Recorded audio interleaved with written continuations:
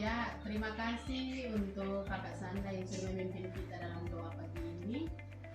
Sebelum itu kita memulai, Ibu akan menampilkan media pembelajaran kita pada pagi ini. Ibu tampilkan medianya. Anak-anak silakan simak media yang akan Ibu tampilkan di layar laptop. Ini media pembelajaran kita pagi ini. Ya, media yang Ibu tampilkan pada pagi ini yaitu yang pertama, kompetensi dasarnya adalah menganalisis unsur pembangun cerpen. Ya, dengan indikatornya adalah menentukan unsur-unsur intrinsik pada cerpen. Yang berikut, menelaah struktur kebahasaan pada teks cerpen. Yang berikut, menentukan kaidah kebahasaan teks cerpen. Dengan tujuan pembelajaran kita pagi ini adalah setelah mengamati materi yang dibagikan guru pada aplikasi WhatsApp Group melalui pembelajaran model Discovery Learning, peserta didik dapat menentukan unsur-unsur pembangun cerpen, menelaah teks cerpen berdasarkan struktur dan kaidah kebahasaan, serta menjunjung tinggi nilai tanggung jawab, cermat, proaktif, kritis, dan kreatif. Itu tujuan pembelajaran kita pagi ini, anak-anak. Kita masuk ke cerpen. Yang kalian amati di sini, ini apa yang kalian lihat di sini adalah cerpen. Cerpennya tentang robohnya surau kami. Ya, itu karya A.A. Nafis. Itu cerpennya. Sebelum kita masuk pada materi, Ibu mau tanya, siapa yang sudah pernah membaca cerpen? Di-mute dulu. Siapa yang sudah pernah membaca cerpen? Ya, tentang apa, Sanda?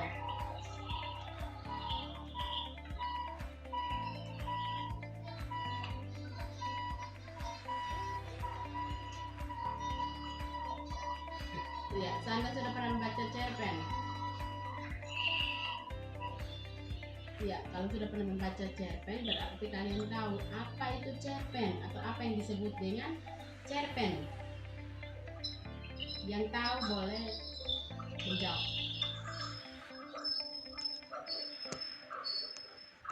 Ya, jadi cerpen itu adalah tuturan yang membentangkan bagaimana terjadinya suatu peristiwa atau kejadian. Itu disebut dengan cerpen. Ya. Kita masuk pada bagian yang berikut, yaitu unsur pembangun cerpen. Yaitu ada unsur apa? Ya, itu ada unsur apa? Ya, unsur intrinsik dari cerpen. Ya. Jadi unsur intrinsik itu terbagi lagi menjadi 9 bagian. Ya, itu yang pertama ada tema. Ya, tema. Jadi dalam cerpen itu sebelum kita membuat yang namanya tema, berarti anak-anak terlebih dahulu harus membaca keseluruhan dari cerpen, harus mengerti atau memahami cerpen tersebut. Tema dalam cerpen itu adalah ide atau gagasan yang melatar belakangi sebuah cerpen. Ide atau gagasan yang melatar belakangi sebuah cerpen itu disebut dengan tema. Ya. Yang berikut, yang kedua, di situ unsur yang kedua, unsur intrinsik yang kedua itu disebut dengan tokoh. Ya. Ya, disebut dengan tokoh. Tokoh artinya pemeran yang berperan di dalam cerpen tersebut atau orang yang berperan di dalam sebuah cerpen. Yang berikut itu ada yang ketiga, perwatakan. Ya, disebut perwatakan. Perwatakan di situ dia menggambarkan tentang sikap atau karakter dari tokoh. Misalnya di situ ada perwatakan tentang sikap, ya, atau protagonis, antagonis, ada watak. Misalnya kalian baca cerpen, di situ ada protagonis atau yang berperan sebagai tokoh yang jahat. Ada tokoh yang jahat dan tokoh yang baik. Ada juga tokoh yang baik dan juga jahat. Iya. Itu yang berikut adalah tentang alur atau plot. Alur atau plot. Ya. Alur itu artinya jalannya sebuah cerita. Di situ ada alur maju, ada alur mundur, dan ada alur maju mundur. Ya. Yang berikut di situ ada unsur yang berikut ada latar atau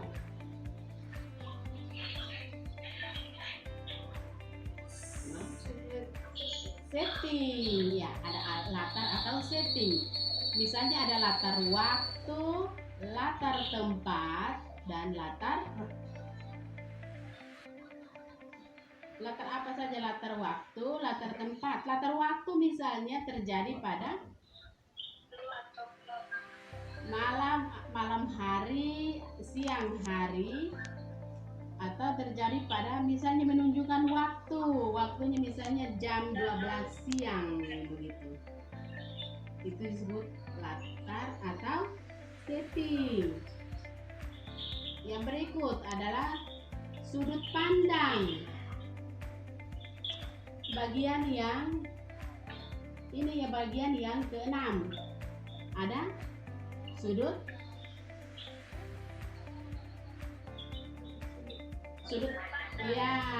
pandang. Sudut pandang ini misalnya ya, misalnya ada orang ketiga, orang pertama misalnya kata aku. Orang ketiga misalnya kata mereka.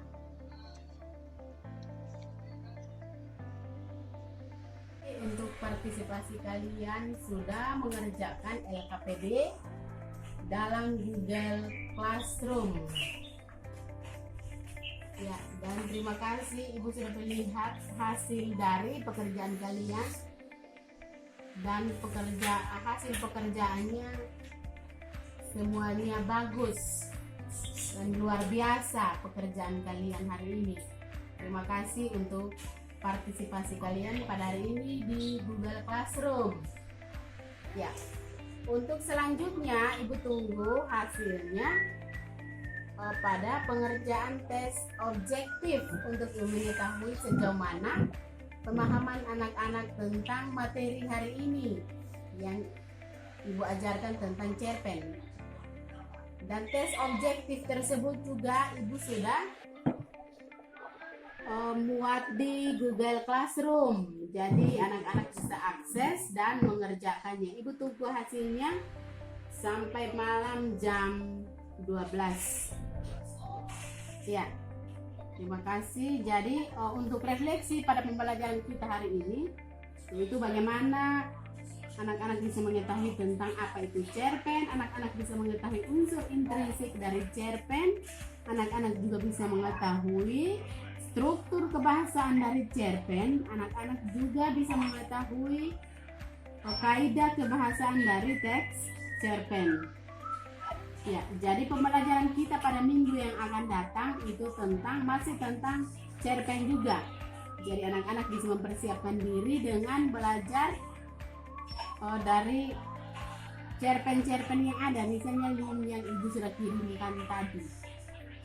Ya, jadi anak-anak bisa membaca cerpen pada link yang ibu sudah bagikan, atau Anda bisa melihat pada buku paket. Di situ ada contoh-contoh cerpen. Ya, mungkin itu saja. Ada yang mau ditanyakan?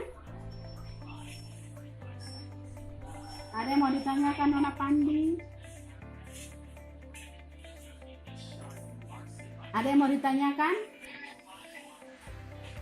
Ya, kalau tidak ada pertanyaan, mari kita tutup pembelajaran kita hari ini. Dan jangan lupa menjaga kesehatan dengan memperhatikan protokol kesehatan yang sudah dihimbau kepada kita. Jangan lupa memakai masker dan selalu mencuci tangan.